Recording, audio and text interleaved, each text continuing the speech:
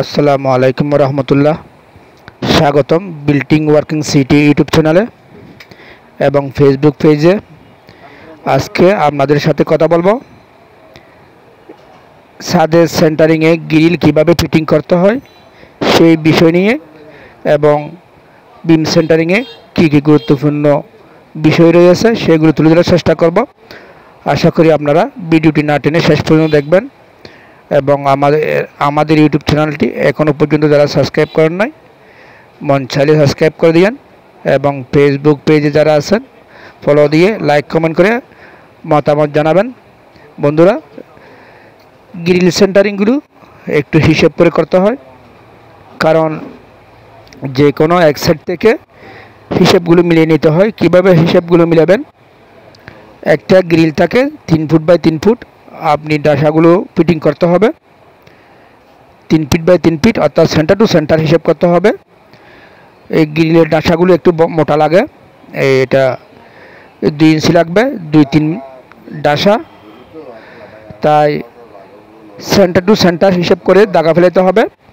যে কোনো এক সাইড থেকে গ্রিলগুলো ফিটিং করতে হয়, তাই ডাসাগুলো যে কোনো এক সাইড থেকে আপনি এই কাটার যে বাটামগুলো আছে বাটামগুলো যে কোনো এক সাইড থেকে ফিটিং করে যাবেন, তাহলে আপনার গ্রিলগুলো সবগুলো বসে যাবে।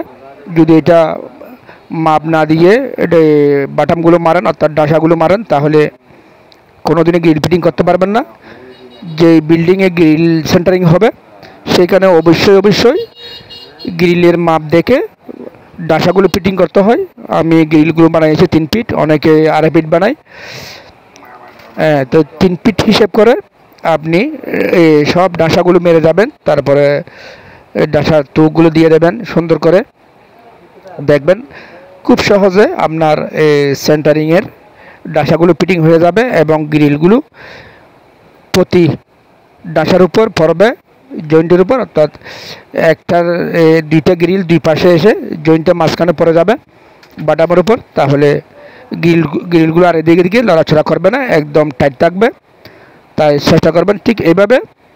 আপনার প্রথমে যে কথাটি বলেছিলাম, গ্রিলগুলো হিসাব করতে হবে কত সাইজ, সেই সাইজ অনুযায়ী আপনি ডাসাগুলো ফিটিং করবেন।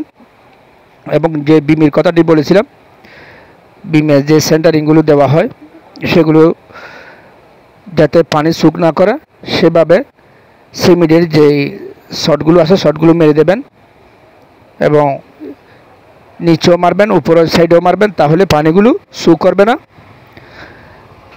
আর যে কর্নার আছে কর্নারে পাক থাকে সেখানেও শট মারে দেবেন, তাহলে একদম ফিনিশিং থাকবে, কোনো পানি লিক করবে না।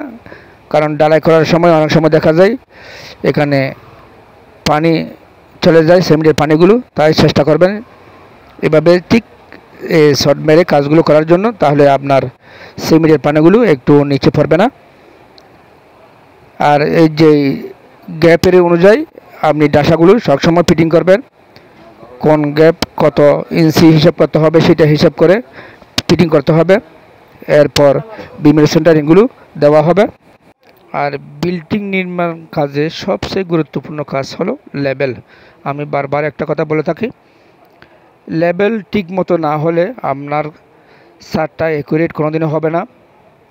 সেন্টারিং লেবেল করে করতে হবে। যদি লেবেল করে না করেন তাহলে আপনার ডালাইও বেশ লাগবে, এক জায়গায় বেশি হয়ে যাবে, এক জায়গায় কম হয়ে যাবে। তার সেই গুরুত্বপূর্ণ সিলিং আস্তরের সমস্যা হয়ে যাবে। সেই সিলিং আস্তর সিমেন্ট বেশি লাগবে, কারণ সিলিং আস্তরে নিয়মের বাইরে হলে সিলিং আস্তর পাটল ধরে ক্র্যাক চলে আসে।